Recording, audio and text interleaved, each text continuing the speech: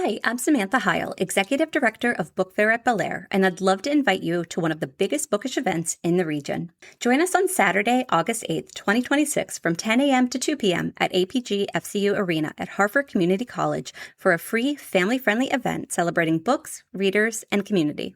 Book Fair at Bel-Air features more than 110 authors and vendors, best-selling featured authors, kids' activities, face painting, story time, arts and crafts, photo ops, and plenty of fun for readers of all ages. Whether you're a lifelong reader, raising future bookworms, or just looking for a unique day out with the family, there's something for everyone at Book Fair at Bel-Air. Learn more at www.bookfairatbelair.org or follow us on Instagram at Book Fair at Bel-Air. We hope to see you there this August. Coming to you from the Freedom Federal Credit Union Studios, Harford County Living presents Conversations with Rich Bennett. Slow pitch affairs.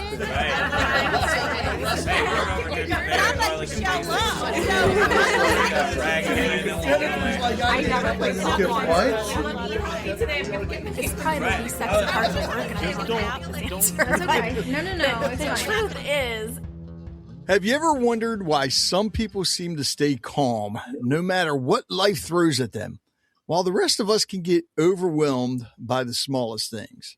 Well, today's returning guest has spent years helping people answer that very question. Dr. Gary Sprouse, the Less Stressed Doc, is back. Dun, dun. He's back. I feel like I got to do that for the movie.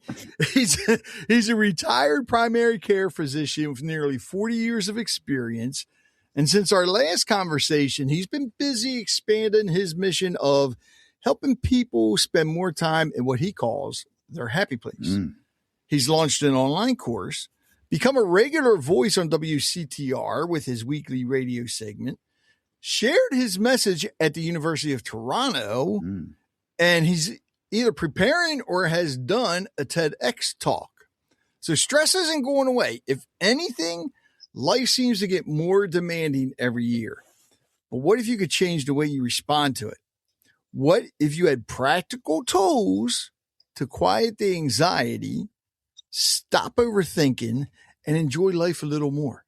That's exactly what we're diving into today. So whether you heard Dr. Sprouse the first time around or this is your introduction to the Less Stressed Doc, I think you're going to walk away with some simple but powerful tools that can make a real difference in your everyday life. That was I don't know if I should just call you the Less Stressed Doc, Dr. Gary, Dr. Sprouse, John Bon Jovi, or what?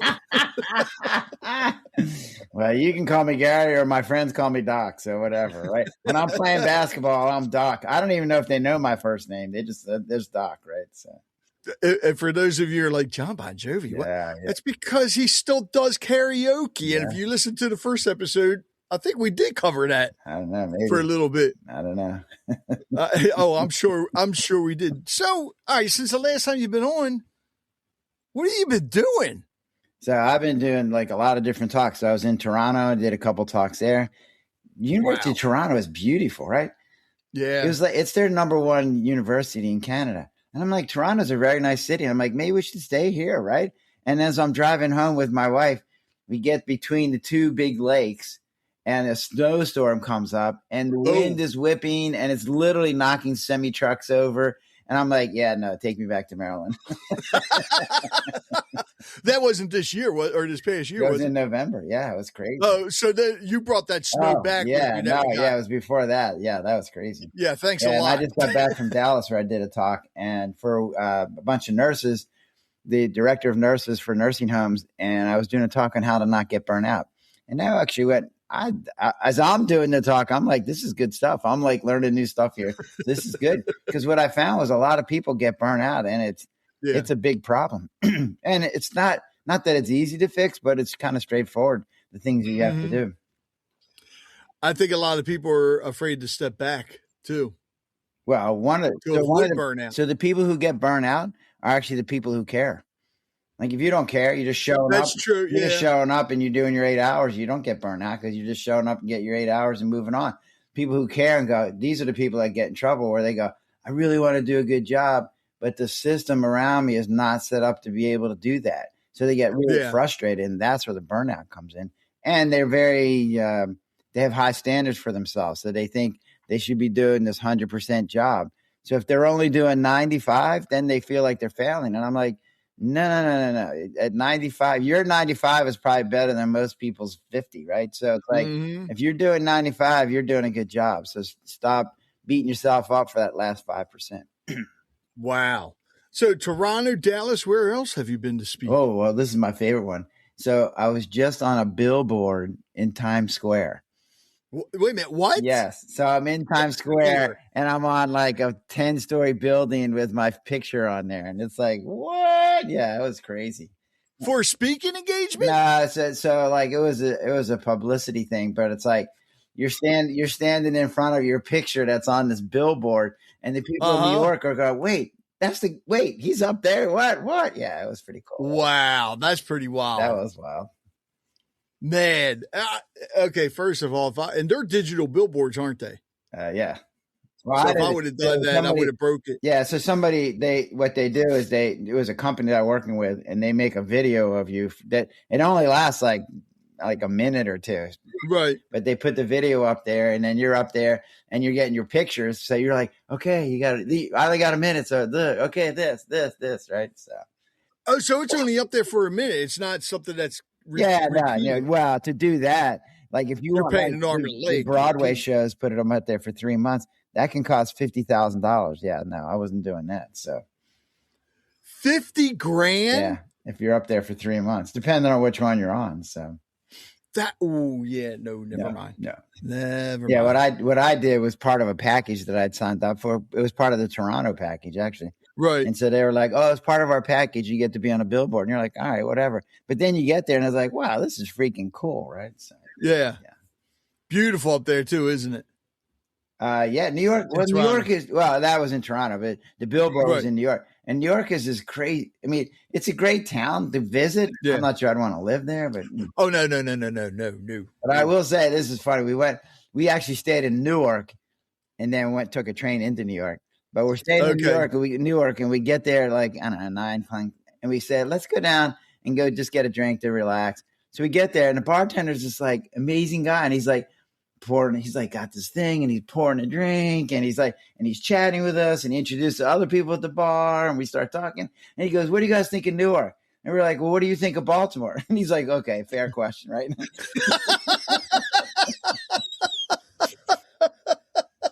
Right. So then he goes, what are you guys doing here? And I go, oh, well, I'm going to get my picture on a billboard. He goes, what? And he goes, like, yeah, I bet you never heard that one before. He goes, I have not. So then we were there. We were chatting with the people at the bar and with him. We were there until like 11:30 at night. So the next day we went back to show him the pictures of the billboard. Right. And he wasn't there. And we were like, well, where is he? And they go, well, the bar closes at 9 o'clock. And we're like, wait, what? So he had been sitting there with us for 2.5 hours when he didn't need to be, right? And I was like, okay, this is impressive, right? Yeah. So that's one thing I have noticed. It seems like a lot of your bars close earlier now. Yeah. I mean, when we were younger, it was 2 o'clock. Yeah. Is when they closed. Yep. And we went not too long ago. We went to see a band at a local place here. And I think they went on stage the last time was like 10 o'clock and last call was close to 11. Yeah. We're like, yeah. Wait, what? Yeah. Maybe it's because we're having an aging population. You know what? I was thinking about that. It's like, okay, it's past a lot of people's bedtime. Maybe that's why. But you know what I've also noticed too in a lot of your, maybe not your bars, but definitely your clubs, mm-hmm. You're seeing more mocktails. Oh yeah, for sure. On the menus. Yeah, no. So it's been interesting to watch the generation make a relationship with alcohol. Because it's like, with now the Ubers and the people don't drive drunk as much anymore, right? They do mocktails now. There's been a big shift in our culture in terms of how we handle alcohol. So, and I think positively for the most part. Now, have you done the TEDx talk yet? No. So the TEDx talk, the one that I was scheduled to do got canceled because the lady lost her certification, and I'm not 100% sure what happened there. So that's not going to happen. But there's another one that I was like the runner up to get on the talk, and it's going to happen. It just hasn't happened yet. Have you thought about holding one there? Where you're at? I have actually, because one of the things that I've talked about is doing an Eastern Shore TEDx talk. Yeah, no, I've thought that. The problem is if I run the show, then I can't be in it. So. Oh, that's right. I forgot about that. Which is an issue. That's what happened with this lady. She wanted to be in it, and then she found the rules were that she couldn't be in it, so she was not a happy camper. But I was like, what? She didn't. All right, she should have read the rules we don't need before to talk. she signed. We'll talk about that later. We don't need to. Yeah, jeez. Now, are you still doing the podcast as well? No, I'm not doing that. So now, Gary, I'm just being a guest on your podcast. It's a lot easier, right? You get to do all the work. Yeah, but you and your wife were excellent together doing that. We were. I thought it was fun. Oh, right, because you were on it, right? So, yeah, that was fun. But it was money that I was spending that could be used other ways that would be more impactful. So that's what I found. So, if I'd been doing it for a couple of years and stuck in there, but it's like I was finding that the time and effort that I was putting into it wasn't getting the reach and draw that I could get being on other people's show, and I found that worked out better. And I'm in the process of starting this group called Loop Breakers. And this is one of the things I wanted to talk about today. So Loop Breakers is about people that are in what I call stress reducer loops. So what happens is, so people are stressed out, right? They get overwhelmed. Mm-hmm. But when you're stressed out, then you have to do something to reduce your stress. So some people read a book. Some people watch TV. Some people exercise. Some people go to church. Some people drink alcohol. Some people smoke cigarettes. Some people do heroin, right? There's all these different things that people do to reduce their stress. It's fine until the stress reducer starts causing stress.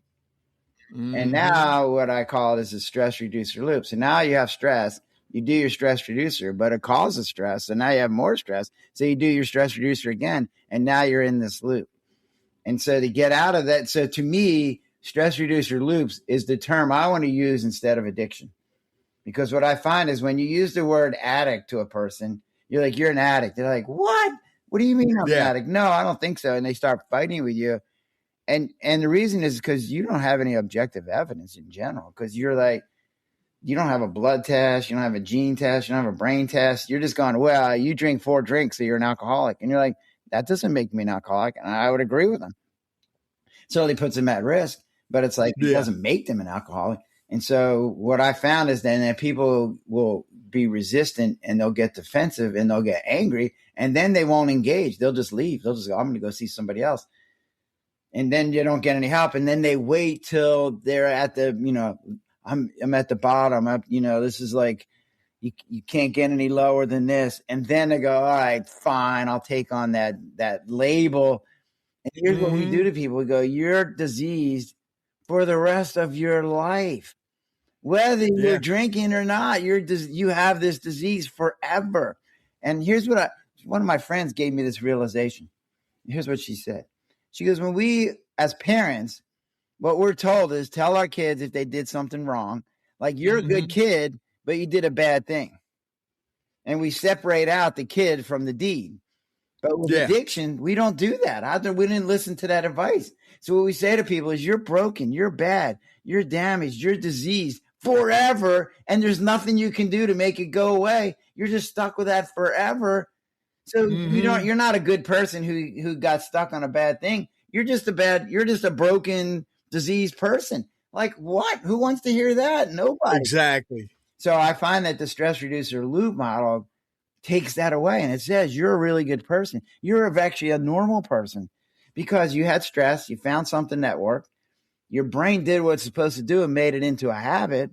You realize, wait, this is causing problems. I got to stop.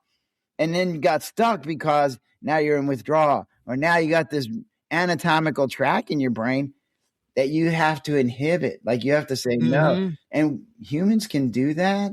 We can say, no, I'm not going to do that. I'm not going to eat the chocolate donut because I'm trying to lose weight. But we're not that good at it.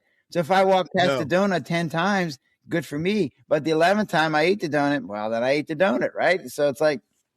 It didn't, Yeah. So what I want to do then is start a group called Loop Breakers. And the Loop Breakers is going to be like, hey, you have a loop. Let me come here and I'm going to show you. And there's this thing I call wins. So the win system is I'm going to give you some wisdom. I'm going to give you some insight. We're going to work on a new track. And then I'm going to give you a safe place to practice that track till that becomes your automatic. Oh, now is this going to be online? So what I want to do is it's going to be a hybrid meeting. So there'll be people in person and people online. Okay. So my preference is in person because I find that there's this extra connection that happens when you're with somebody physically. Yeah. What I see then, but if you can't be there physically, then I want you to be there online because I want you to be there because you need. Yeah. Because what I've been finding is that what people get into trouble with their stress reducer loop is they don't have the right information. So there's things. So I just finished reading this book called The Real You, and it's awesome. But one of the things he talks about is most people are getting into trouble because their core beliefs are not positive. So their self-esteem isn't positive. They don't feel like they have any control in life. They don't feel like they're acceptable. They don't feel like they're connected. And it's like they don't feel like they're safe. And if you don't have those things, well, you're in trouble, right? That gets you into trouble, gets you into a loop. So what I can show people is, look, let me show you how your brain works. So then we're going to use the things that your brain's good at, and we're going to minimize the things your brain's not good at. So what we are good at is learning. Like, we're amazing. Like, we can learn things like in 5 seconds. But what we're not good at is like, no, don't do that. See, like, I'm trying to relate. No, don't do that, right? That's not what we're good at. So we have to figure out other ways to get around that.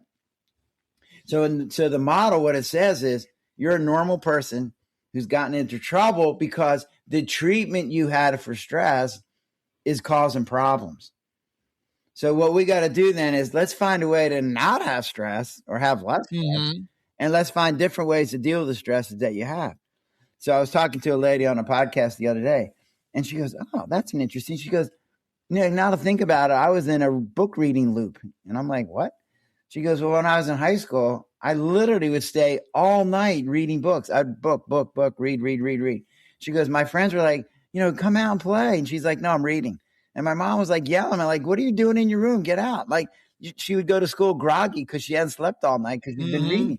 And I'm like, yes, that's exactly what I'm talking about. Here you are reading books, which is considered a good thing, but you did it so much that it was causing problems. It became addictive. You're in a stress reducer loop. So to get out of that, we have to figure out ways to get less stressed and different ways to deal with it, which is what happened to her. So she figured out all the ways to deal with the stresses. When she got to college, she stopped doing it. And it was some of it was because what she thought about reading changed, because it had to be reading before it was for pleasure and having fun. At college, it wasn't. And so she decided reading was maybe not the right thing to do here. I could see this because let's face it, there's a lot of people that can be in this. People that are constantly on social media in general. And I want to say that, I don't want to say addiction. I want to say the loop. Yeah. But I want to say media is probably one of the biggest ones. Well, so here's what I've been finding. So I've lumped them into 3 different categories. So there's chemical loops. Okay. So alcohol, nicotine, heroin, right. cocaine, that kind of stuff. Then there's behavioral loops, and that's where that fits in, right? Where it's like you're doing social media or you're gambling or you're sexting or, there's all these behavioral things that we do. And then the third category I call coping strategies. And that's one that's actually kind of interesting. So there's one, so people call it codependent. Okay. If I said to you, what's codependent? You're like, I don't know. It's codependent, right? It's something that's bad. What I say is it's a self-sacrificing loop. That actually makes sense. It tells you what's going on. So this person is self-sacrificing. And we actually reward self-sacrifice. We like people who give of themselves for others. We, first responders, right. People in the military, people that are in the hospitals and stuff. We like it when a mom's taking care of her kids. So we give them a lot of self-esteem points for being a self-sacrificer, which is fine until you start saying yes to things that you don't really want to do. And then so you go, no, I don't want to do that. And they go, oh, you're being selfish.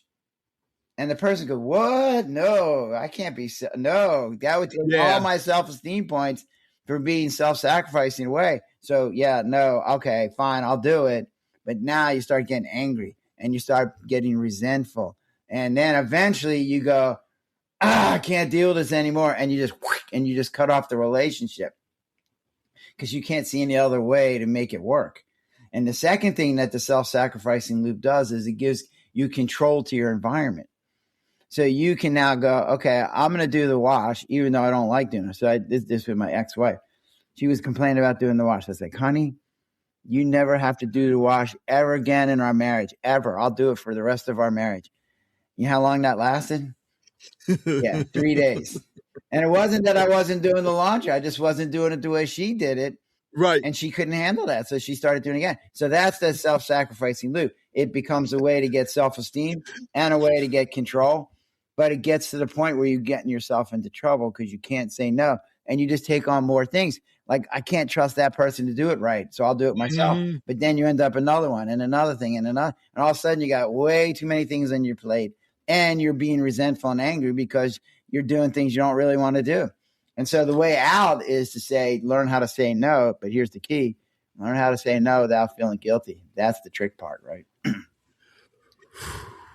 My wife and I just went through this. We had a talk similar to this because growing up, my father always told me never let the women cut the grass because you don't want them to get hurt. Okay. So I think we had one of our neighbors, she was cutting the grass and somehow or another her foot went under the lawnmower, lost a toe. Yeah. So a few years ago, I went to buy a new lawnmower. My wife's like, well, and I was getting a battery operated one. So I didn't want to disturb the yellow jackets in the ground. She said, well, get one that's self-propelled too, and I can help cut the grass. It's like, okay. So I did. That ain't why she wanted me to get the self-propelled one. Mm-hmm. It was because it was easier on my back when I was cutting the hill. Right. Because, yes, I said something there the other day. I said, well, wait, you told me to get this because you wanted to cut the grass. No, you told me before I was not allowed to cut the grass. I'm not. And then I just went through the same thing we were going out and I was getting ready. I said, can you iron my shirt real quick? She goes, no. I said, why? She goes, you said before we even got married, there's only 2 people that are allowed to iron your shirts, yourself and your mother, because you knew how to do it. I'm like, my God, really? I said, it's a t-shirt. I'm not worried about the creases or whatever. She did, but still. So that's the key, right? So it's like, we all like to have control in our environment. And when you don't feel that control, it can be scary. And so then you go, okay, well, I'll just do it myself. But then when you do that, then you start taking on way too many things, and then you get overwhelmed, and then that gets into trouble. And in my case, sometimes you can't get rid of those things that have other people do it. That's it. Right? I got to pay the kid next door to do it now for the grass. These are the luxuries that we have, right? That you can do that. Yeah. So the way out of the loop then is figure out how to have less stress. So one of the things that I talk about is, how to not be overwhelmed, how to improve your self-esteem, how to not feel guilty, right? All these, how to feel like you're in control. So I just wrote this the other day. Like, people give up their control in 2 main ways. Like, so the first question comes up is, where does control come from? Mm-hmm. And it turns out control comes from our choices. So as humans, we have choices. So we can say, I'm going to cut the grass, or I'm going to pay some kid to do it, right? We have a choice. Right. If you lived out on a 500-acre farm, and there were no kids, you wouldn't have that choice. So then you would have to do it, right? So then you don't have any control because you just have to do it. Unless I have a bunch of goats. Yeah, goats that's another choice, right? So what I found then is, like, being able to have choices. This is what, when we talk about freedom in our country, freedom means choices. It's freedom of choices, not freedom. It's freedom of choices. So we can choose which religion we want to be. We can choose what political party we want to be. We can choose who we're going to be our electors, blah, blah, blah, blah, right? So where you see in other regimes where you don't have choice, you don't have freedom, then it's a lot scarier. It's like you feel like you're not in control anymore, which is not a good feeling. Humans like to be in control, but they give it up in 2 ways. So one, they go, here's 2 ways they do it. One, I have to do this. I ought to do this. I should do this. And when you do that, then you've taken away your choice. You go, I have to cut the grass. You're like, no, I don't. I can pay somebody to cut the grass, or I can get some goats and cut the grass. I don't have to do it. I choose to do it. We were talking about earlier about when people are working and they retire. So when they go back and they volunteer, they might actually work more hours, but they're doing it because they're choosing to do it, not because they have to do it. And it makes all the difference in the world. The second way we give up for control. So what that means is you go, okay, well, I'm faced with this thing and I always have a choice. Like I can choose to do this or I can choose to do that. Like the reason I have to work is because I have a house. Well, don't have a house, right? I mean, we have all these choices. They're not always good choices. Maybe it's a bad choice versus a really bad choice, right? But when you think of them as choices, then two things happen. You take responsibility for the choice. And two is that you feel like you have some control because you're getting to choose. The second thing we do is we talk about our emotions and we go, he did this and he made me angry. And what you're doing is then all your emotional control you're giving to somebody else. Like they don't have your best interest in mind either most of the time, right? So stop doing that. So what I say to people is like, hey, they did something and you decided to react like this, which then takes responsibility for your emotion, but it also gives you control over it because you can decide, hey, I'm going to do this way or I'm going to react that way. And so then you feel like, then you go, wait, I have a lot more control than I thought. Have you thought about teaching other people to head up these groups? Well, so this loop breaker thing is what I'm going to be doing, right? So the loop breaker is going to be this. It's almost like a school. Like I'm here to get educated. So I like AA. I mean, AA has some really good stuff to it, but one of the things that it doesn't do well is that it's not very efficient. Like you have to go to meeting after meeting, like 90 meetings in 90 days to get the message, and you're like, that's if somebody did 90 hours in 90 days, like what? That's a lot, right? Yeah. So what I'm going like, no, you come to me and I'm going to give you all this information, in chunks that you can handle, but it's not going to take 90 days and it's not going to take 90 days and 90 meetings in 90 days. Because at the end of this meeting, you're going to have this information. At the end of this meeting, you're going to have this information. You're going to have this procedure that you can do. You're going to have this technique and this tool. Like I want it to be way more condensed and efficient so that people can get the message that they need. And I have a couple nurses that are going to work with me to help me get this message out. And the key is just like putting up what I'm working at now is the curriculum to say, okay, here's the lessons. And here's what I'm actually struggling with. Like all these lessons are important. So which ones do you do first? What's the first one? What's the second one? What's the fifth one? What's the 10th one? Which one can you wait till later? I don't know, because they're all pretty important. That's the part I'm a little struggling with right now. I have what I want to teach. It's what order do I teach it? Oh, wow. Yeah, that would be pretty complicated trying to figure out, unless you could set it up some way to where, I don't know. I don't know how you would go about doing that. Yeah, one of the things you were talking, where you were heading, I think, was like, I can film what I'm doing and then put it online so that people can access it. Right. So that then they can do it at their own pace, basically. Okay. Then that way they can pick which area. Right. But here's what I've seen, right? Like I can give you a book, like in medical schools like this, right? We spent a whole year learning about medical illnesses. Right. But learning from a book is way different than learning from people. So then we spend the next 5 years learning about people because you got the book knowledge. Now you got to go use that and apply what you learned to that person. That's the difference. And that's what I think. Hands-on. I can put these things in line, but I can't personalize it to you because I have sort of like what I found with my book. It's like, I don't know who's on the other side of my book. So I had to write it kind of generically. But what I say to people is like, hey, email me at lessstressdoc@gmail.com because I can personalize it for you because maybe your problem is, right, you cutting the grass issues. Like, I don't know. It's like, so, okay, let's figure out for you where you're coming from. You're married and you got a kid and da-da-da. Like, okay, we can personalize the message to you versus just kind of writing generically about control and stress reducer loops. So I can see this thing being worldwide. Yeah. Well, here's almost like the Tony, I think it's Tony Robbins that has a lot of stuff like that. Well, so interestingly, what I find is that literally anything humans do to reduce their stress can turn into a stress reducer loop. So I've seen shopping loops, exercise loops. I've seen AA loops. I've seen religion loops. Like anything we do to reduce our stress can turn into a loop. And anybody, if you give them enough stress, will end up in a loop. So I used the example of Vietnam. Like in Vietnam, like 90% of the people, the military were addicted to something. And so the military is freaking out because at the end of the war, all these guys were going to be coming back. And they're like, we don't have the infrastructure to take care of all these addicts, right? But here's what happened. When they came back and their stress levels went down, 80% of them just stopped. Yeah. Because they didn't need it anymore.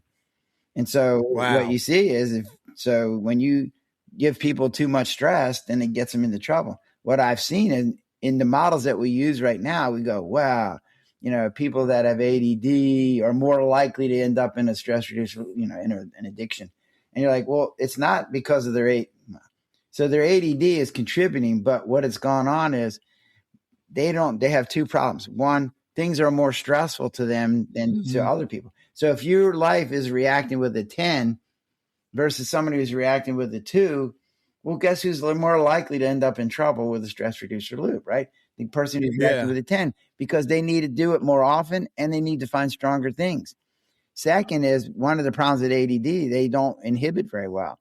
So if you're trying to get off your stress reducer loop, you got to learn how to inhibit. Well, that's the thing you're not good at. Well, yeah, guess what? You're going to have a more difficult time getting out of the stress reducer loop. So doesn't mean you can't do it. You just may have a difficult time. Exactly. And so what I find is like these dual diagnoses that people have.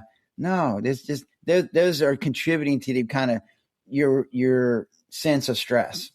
Right. And so what I find is what I've been doing is then started shifting, because originally the book was how to have less stress and find your happy place.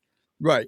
And then I talked about stress reducer loops. But now what I'm talking about, here's stress reducer loops. And underneath that umbrella is, well, we got to get you have it less stress. So read my book, right? So it's now the umbrella is, let's get you out of your stress reducer loop. And then while we're in there, we're going to help you have less stress. So what you come out at the end of my program is you got a lot less stress. You got new techniques for dealing with stress that you have left over. And you're not in your stress reducer loop anymore. What? Yeah. How nice is that? And you're normal. Because here's what I found. Like, it's so dumb. Like we say to people, like I've heard people go, I'm Bill and I'm alcoholic. And you're like, oh, hi, Bill. And you're like, well, when's the last time you drank? And they go, I don't know, like 25 years ago. I'm like, well, why are you still labeling yourself with something you haven't done in 25 years? Right. I go, hi, I'm Dr. Sprouse. I'm a bedwetter. And they go, what? And I go, well, when I was 2 years old, I wet the bed every night. But then I stopped doing it. So like now, about one night of bedwetting, I'm back in, right? So that's a good point. Yeah. So stop labeling yourself with this label. Like you literally have thousands of tracks in your head.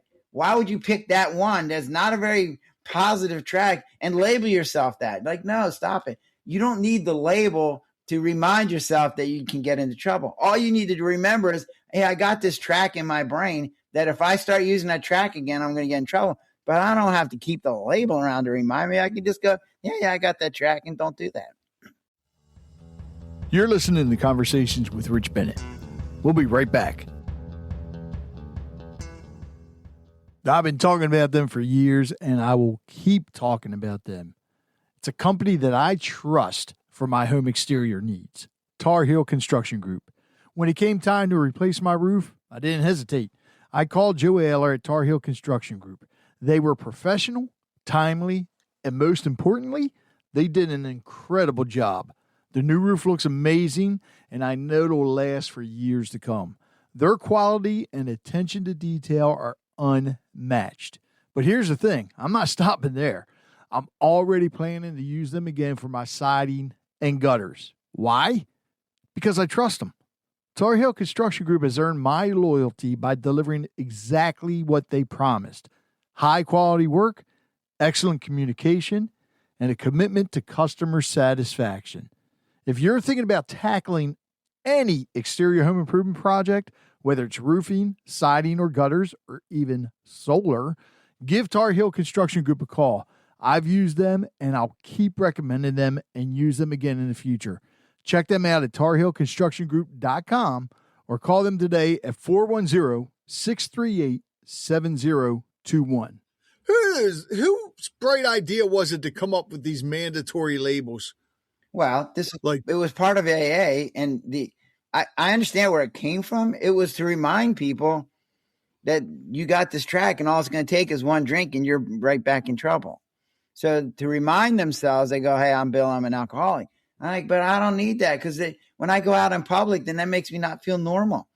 Yeah. Like now I'm an alcoholic. And here's the other thing. Like we live by our identity. And so we try to reinforce our identity all the time. So what I've seen in the disease model and AA, and what they say is you're an alcoholic or maybe you're an ex-alcoholic. But either way, you're an alcoholic. And what I want to get to people is like, you're a non-drinker. Why would it even come up? Like I've never smoked. So if somebody said, you're really under a lot of stress, what should you do? And I'm like, smoking a cigarette does not come up because I'm a non-smoker. Right. So if I'm an ex-smoker, you're like, well, I used to use smoke. Maybe I can do that again, right? Because I see that all the time. Somebody who's an ex-smoker, they get under a lot of stress and they go, oh, I'll just go get a cigarette. And you're like, no, you're a non-smoker. You're not an ex-smoker. You're a non-smoker. Wow. Yeah, I think that's these titles that we give people are definitely a problem. Yeah. Because it keeps putting it in their mind. Absolutely. So you want them to be positive, but yet you want them to keep a negative title. Yes, you got it, right? Which is wrong. Yes, so it stigmatizes people. Yeah. And we tend to ostracize these people because we go, you're an addict, you're broken, you're diseased, you're unpredictable. We're going to stick you in a rehab for a month. Think about if someone said to you, you're going to have to go to rehab for a month, get rid of your phone, can't call anybody, can't talk to your family or friend for 30 days. Oh, and by the way, give me $20,000 to $60,000 to do this. Yeah. And then you walk out and 2 days later, if you relapse, you don't get your money back. No. And it's like, there's no refund. So the stress that goes in with living in a building that you're not used to, when you get out, like you lost your job, you couldn't pay your rent. And like, wait, this is crazy. You didn't get to talk to any of your family or friends, so you were isolated. And they told you don't start any new relationships here. Like, this is incredibly stressful stuff. And I'm not sitting here saying that it doesn't help some people because it definitely can be beneficial. So like if you had a gallbladder problem and I say you need surgery, like I'm actually cutting your gut open and taking your gallbladder out. So I'm actually causing some stress, but in the end, you're going to be better. But we weigh the benefits and side effects and we're like, no, you're like really sick. So we're not going to do that now because this isn't going to be good for you. Or, this we can fix this with diet. So you don't need that surgery. So when we start looking at rehabs and all the different things that we're doing to people, be like, we got to start weighing how much stress are we causing versus how much are we helping? Because stress is the problem. So if I'm giving you more stress, then how the hell are you going to get better? Like I'm giving you all these extra stresses. Your brain's saying, well, when you're under stress, go do that. So then when they laugh, they're like, oh, why did you laugh? Why did you do something so stupid? Why did you make that choice? And what I say to people is, look, you've been inhibiting that track for a week, a month, a year. What changed that you weren't able to inhibit that day? And always there's some stress that came up. Something big happened and they freaked out. And then they went back to that automatic track and they used. And I go, oh, okay. So you lapsed. That means you went down that track one time. Well, my job is to keep you from relapsing. So lapsing means, went down the track one time. Relapsing is, I'm just back doing it. And one of the problems it gets into when you lapse, people beat the crap out of themselves. They go, oh my God, I was so stupid. And we punish the crap out of them. We go, oh, you got to go back to rehab. We're going to put you in jail. We're going to take your kids away because you lapsed. Well, we know 80% of people lapse. We know that's a part of the problem. Why would we be punishing them for something we know is going to happen? It doesn't make sense. What I say then is, look, you were doing this awesome job of inhibiting, which is really hard. So we now figured out, that is really stressful. So we got to figure out something else to do when that happens. So it's a learning experience, not a thing to get punished for. Wow. What took you so long to start this? Yeah. Well, we'll see. Right. No, I was doing it in my office. In my office when I was practicing, I had 100 patients that had been on heroin, and I had switched them over to Suboxone. And I was getting a 95% success rate. Oh, wow. Right. But then the medical board came to me and said, we don't want you to do that anymore. We don't like what you're doing. Like, what do you mean you don't like what I'm doing? I'm getting 95% success rate. They're like, yeah, we don't like what you're doing. You're doing this, you're doing that. No, you can't. We're going to take your ability to do that, take it away, which they did. So, wow. Yeah.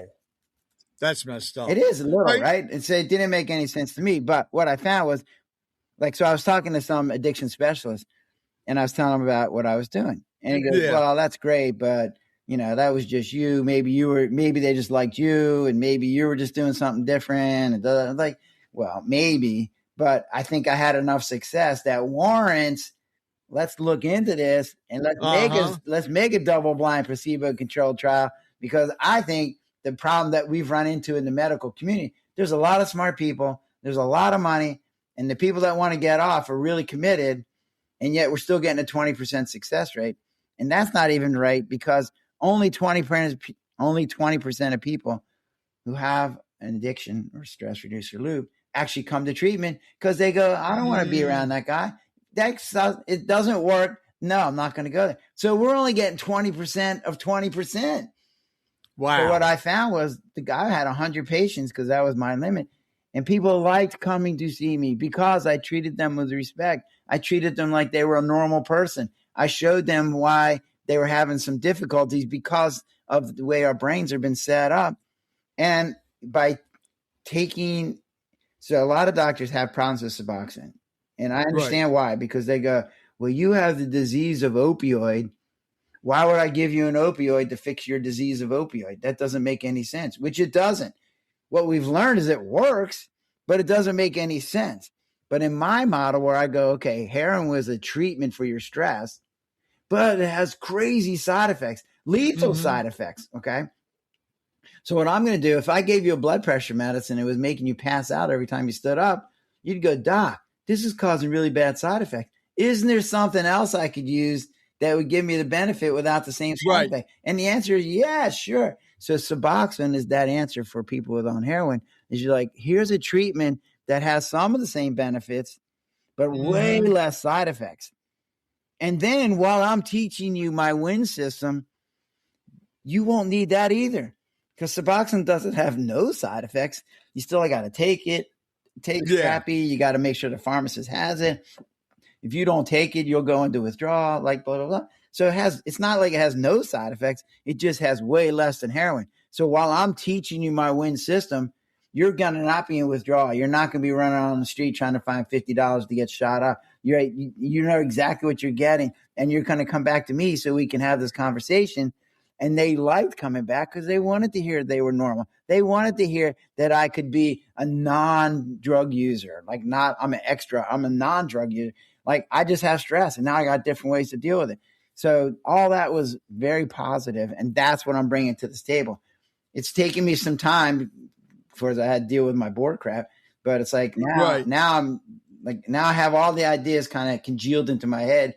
They're on paper. It's written down, and now it's time. So my goal is to have it started by September. That's my goal. So how can people sign up for it? Well, right now I haven't set up the sign up yet because there's a couple other details I got to get in place. But eventually it's going to be on my website, thelifebestdoc.com, and you can get there, and it'll be under Loop Breakers. Loop Breakers. Okay. I really love this idea. I think it's definitely something that is needed.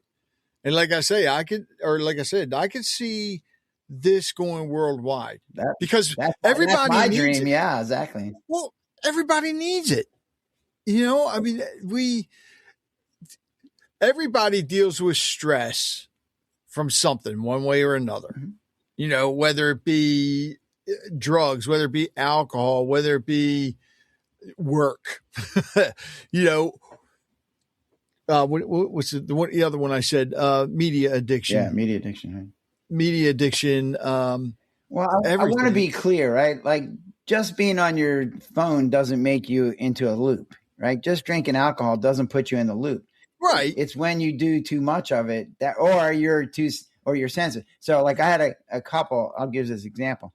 So both of them were drinking 3 drinks a night. They were husband and wife. And that's a lot.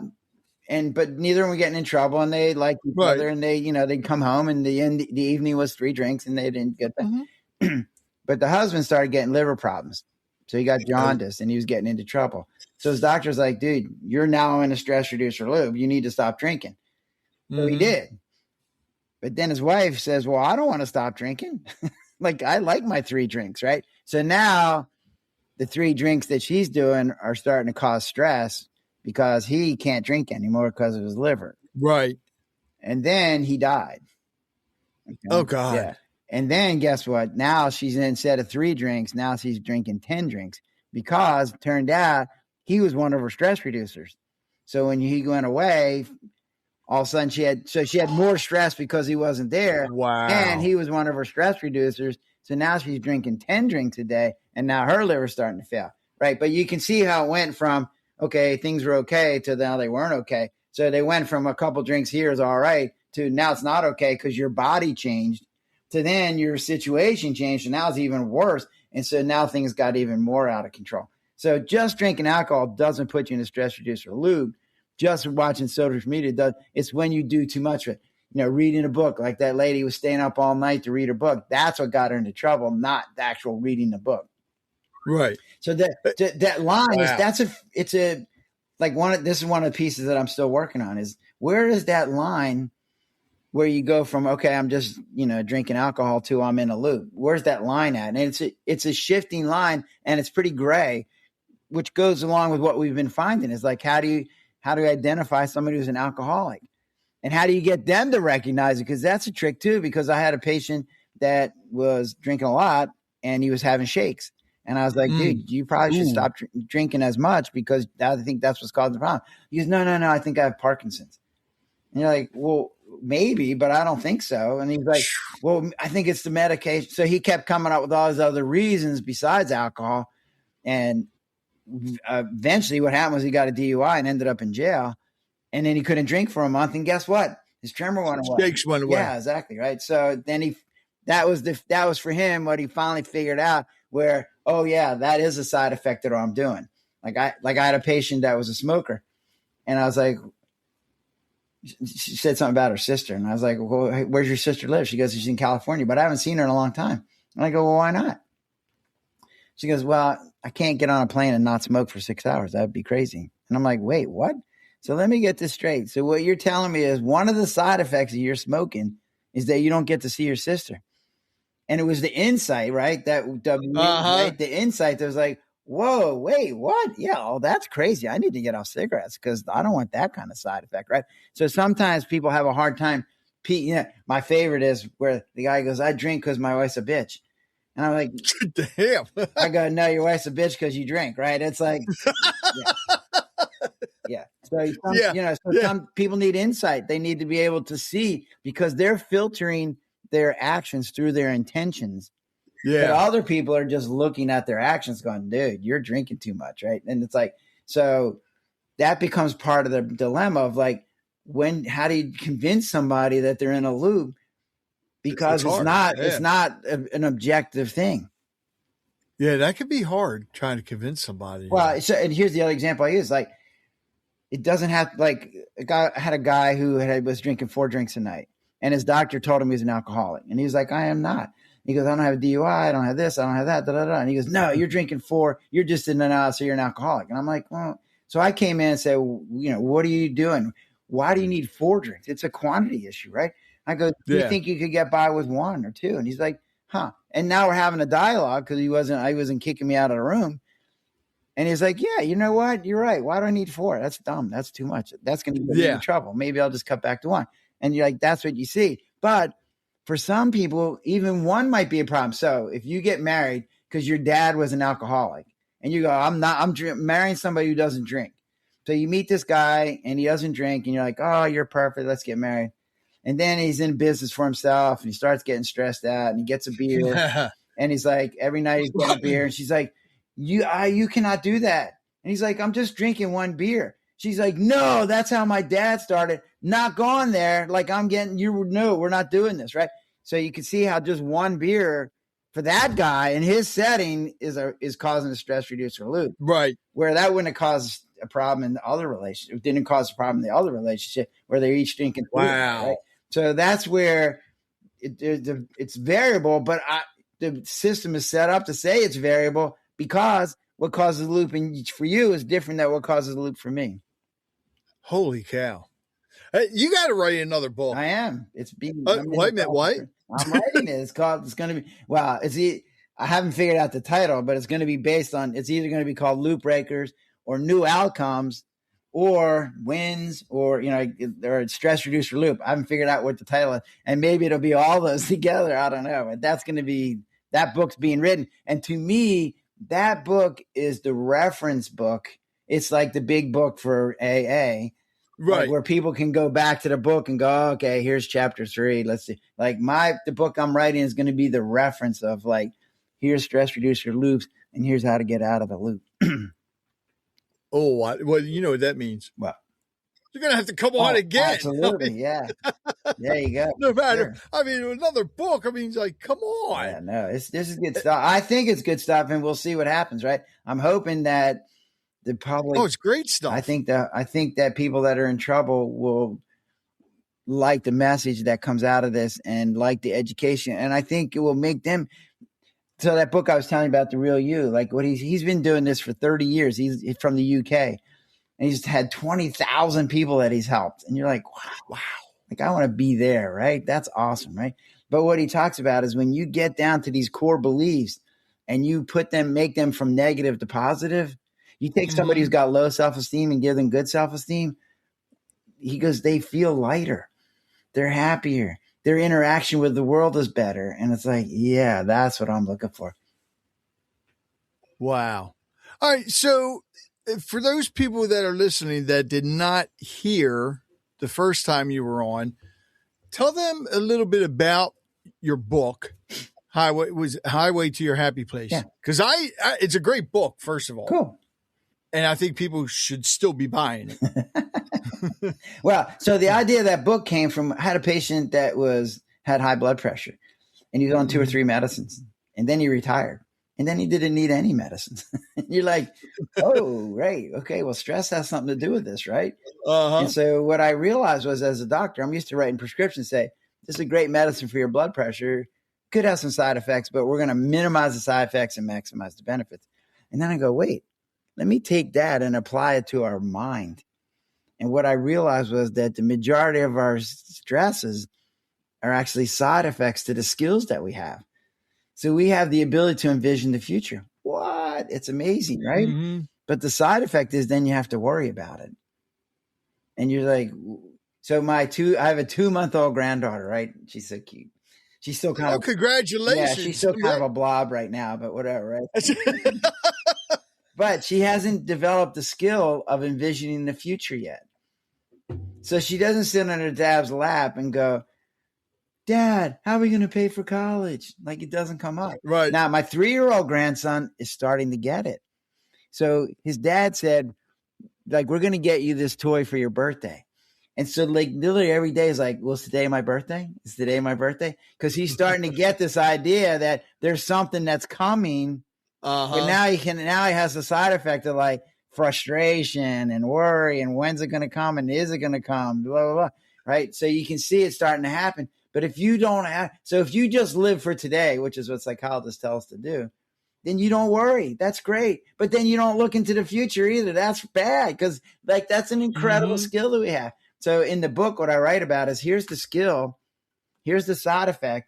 So here's how to get rid of the side effect and keep the skill because I don't want to get rid of the skill. So for envision the future, I go, look, the side effect is worry. The way to have less worry is to be able to plan, but without fear. And then you're like, oh, yeah. So now I get to envision the future, but without fear. And that makes it a whole lot better, right? Those of you listening, trust me, you need the book. Mm-hmm. I think everybody needs the book. Well, that's what I thought. Well, they do. Yeah. They definitely do. And the thing is, and I didn't say this the last time you were on, but I've been, especially when I get authors on, and they have a very good book. Business owners, organizations, whatever, those of you listening, and even individuals, buy several copies of the book and give it to people that you know could benefit from it. Even if it's a recovery center, even if it's a jail or whatever, especially organizations, buy some, which I call sponsored books. Yeah. You buy a mess load of them and we donate them to someplace. We can put their ad in the book. You can print it right in. Oh, I never even thought about that. No, it's a cool thing. Yeah, the other thing that comes out, thank you very much for the endorsement, by the way. The second thing that came out of this work was people would come to me and they go, well, I would say to them, well, if you have less stress, where are you going to be? And they're like, I don't know. Like, I know where I don't want to be, but I have no idea where I do want to be. And that's when I started talking about the happy place. And you're like, here's what I realized. So I did a seminar and I go, tell me what your happy place are. And some lady raised her hand. She goes, I like the beach. And I'm like, that's great. I go, how often do you get to go to the beach? She goes, I don't know, a couple weeks a year. So I go, so 50 weeks out of the year, you're not in your happy place. I go, well, that's not a good number, right? And so when I started figuring out what people's happy places were, they were all different, obviously, but they have the same rooms. They just decorate them differently. So what makes you, like, I have fun doing karaoke. Maybe you would get nauseous even thinking about doing karaoke, right? But we both like to have pleasure. So your pleasure might come from something different than what I do, right? We both have gratitude. We both feel safe. We're all looking for these things that make up the happy place. And here's the key. It's right in your pocket. It's accessible. You can pull it out whenever. So if your kid's doing something dumb and you're like, you dumb kid, I can't believe you're doing that. You pull out your happy place. You're like, oh, yeah, I'm grateful that I have kids. And that I can talk to them and that they can actually do something that is dumb, right? And that they're going to learn. I have hope that they're going to be better when they get older, right? So it's like, that's your happy place. And when you pull that out, you're like, oh, this is awesome. And so people come to me and they go, the world is falling apart. And I'm like, no, it is not. Like, I've literally traveled around the world now, and everywhere I go, people are amazingly nice. Yeah. For the most part. Like 99% of people that I run into are incredibly nice. And as an example, I'll just use me as an example. My wife and I are sitting in, where were we at? We're in Greece, okay? And we're sitting at a little, beautiful. Yeah, it was actually cool. We're sitting at this little cafe, and we're eating a sandwich. We're out on the street. And the lady next to us starts choking. And she's like, right? I don't know this lady. But I go over and hit her on the back, and she pops out, and she's better. And she's like, "Oh, thank you." I'm like, "But that's what people do. I'm not unusual. Like 99 out of 100 people would have done the same thing, right? Because people are incredibly nice to each other when you give them the right opportunity, right? And when you look at things the right way, people are incredibly nice. We had a flat tire. We were driving to Atlanta and got a flat tire, and we're in Gastonia, North Carolina. Don't know where that is, but that's where we're at. Right? But those people were incredibly nice. They were like, "Oh, dude, like, we got to order the tire, and it'll be in, and we'll do this, we'll do." AAA came and picked up my truck. I just called on my cell phone. There's a magic box that I could just call people. It's like, what? Yeah, and it's like, and within a couple hours, we're back on the road, and it's like, this is amazing. Our world is incredible. We just have to be willing to recognize it and stop letting the media dictate what we think of the world. Yep. Because I think this is what I would like to see change. Like, you get a newspaper and a screaming headline goes, airplane crashes and 300 people die. But what I want to see is that's half the headline. Right. The other half of the headline, just as big and just as bold, is 3 million people landed safely today. And then you go, oh, okay, some people died. That's not good. But 3 million people landed. Okay, now you have balance. Yeah. What we get now is there's no balance to it. And so all we're seeing is these bad things. And here's the problem. The way our brain's been set up, our emotional center goes off first. Mm-hmm. So when we see something or hear something, it goes to this is a part of your brain called the amygdala, which is where the fear center is. That takes one neuron. To get to the thinking part of your brain, takes 5 neurons. Wow. So your body literally is already reacting emotionally to something before you ever get to go, oh, wait, that's just on the news, or that's just a movie, or that's like, because you've already reacted. Right. Because that's the way your brain's been set up. But if you don't know that, then you're like, wait. Like, then you don't even realize why you're upset. It's because you reacted to something that was on the TV because you didn't think about it at first, right? Because it didn't come up yet anyway. And I guarantee you, some of those people stop watching news, their stress level is going to go down. Yeah, it has for me. Yes, absolutely. I don't watch it anymore. Well, but here's the problem: is like you want to know about dangerous things. Like my brother called me, right? You want to know. I see it on social media. Like my brother called me the other day and goes, "Do you know that they're going to have speed cameras all up and down 95 from Florida to Maine, and they're going to give you tickets, and you're going to get 5 tickets every day?" And I'm like, "Wait, what?" And I'm like, but if you didn't, so it turned out it wasn't all up and down the East Coast, but it is in Delaware and it is in Virginia that they're going to have more speed cameras. And they did the trial. They had people that were doing 130 miles an hour. What? Wow. So now they're going to get tickets, right? So yeah, okay. But you need to know that. So now if you're going to do 130 miles an hour in Delaware, you're going to get a big ticket, right? So if you didn't know that, now you're just getting tickets and you didn't know it. So if you know ahead of time, you can prepare and plan, right? So we want to know bad things. Wow. We want to know, Ebola virus or hantavirus or COVID is coming because we want to know what to do, right? So we want to be prepared for dangerous things, but we don't want to be the only thing that we get to see is dangerous things. Yeah. Oh yeah. And with me, I have to be on social media all the time mainly for my business. Yeah.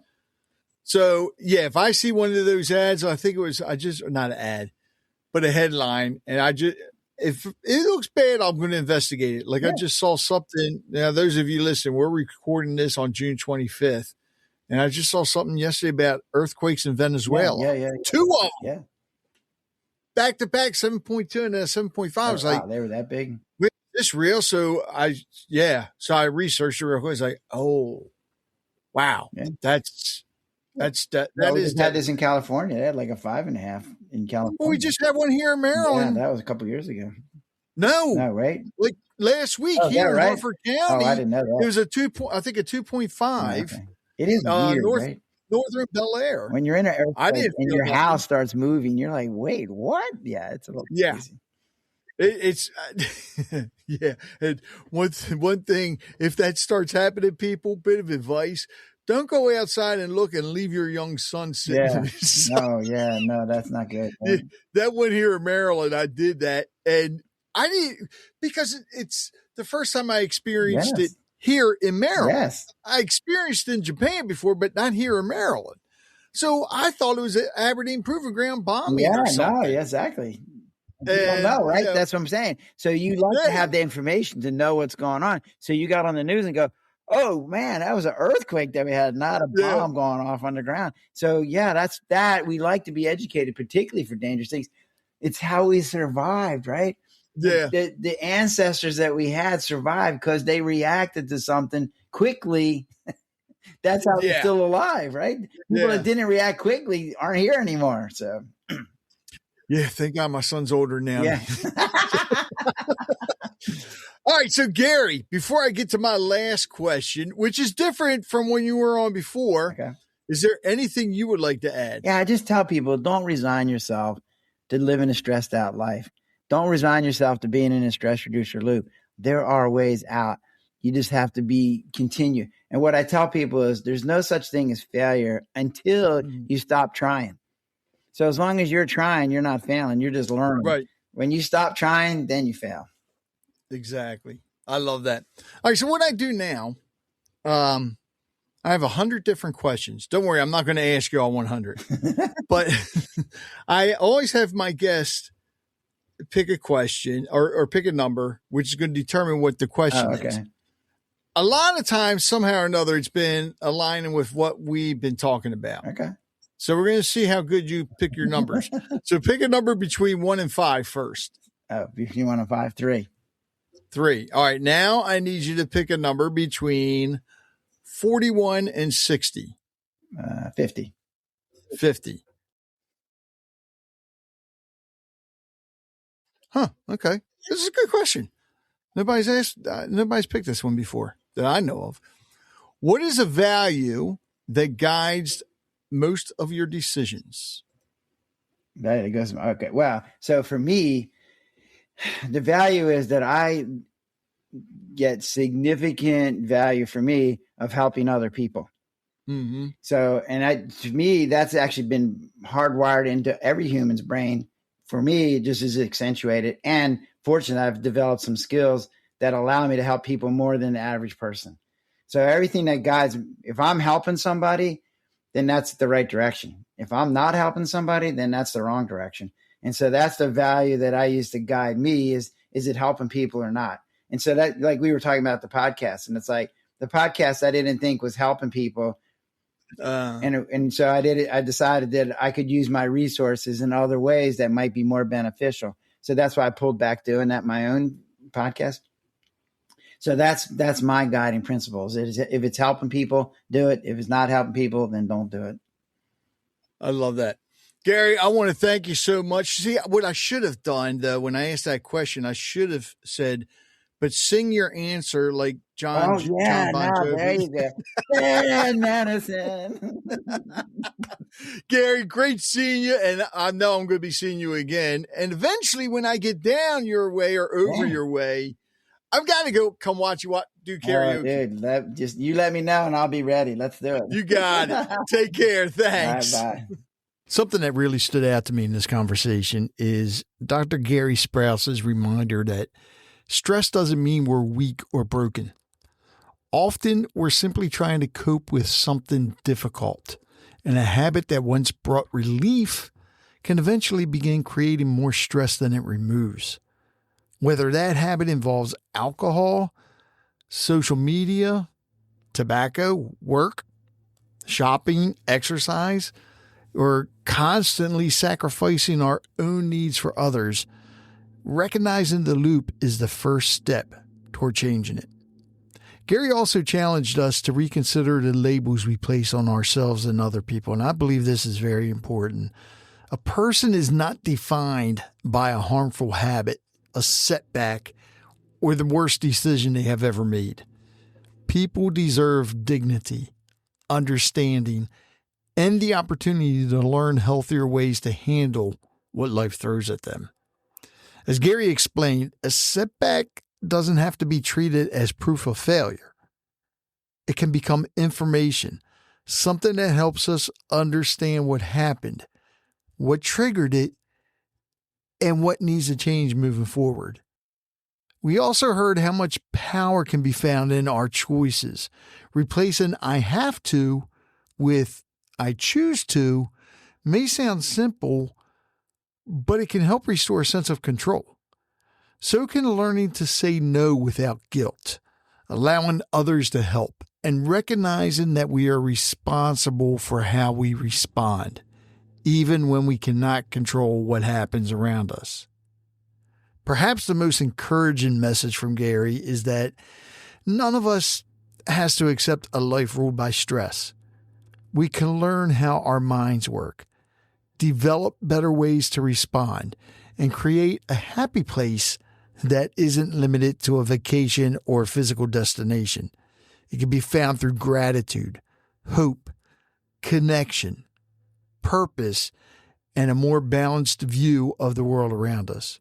And as he reminded us, there is no failure as long as we continue trying. We're still learning, still growing, and still capable of finding a different path. Gary, thanks for returning to the show, for challenging the way we think about stress and harmful habits, and for continuing to build tools that help people feel understood instead of judged. And to everyone listening, take a moment to consider your own stress reducers. Are they still helping you, or have they started creating stress of their own? If you recognize a loop, please remember that it does not define you, and there is a way forward. Until next time, I'm Rich Bennett. Thanks for listening, and remember, every great conversation starts with someone willing to listen and someone willing to share. And now it's your turn. Join the conversation by sharing this episode, leaving a comment, or reaching out to me directly. Take care, be kind to one another, and I'll talk with you again soon.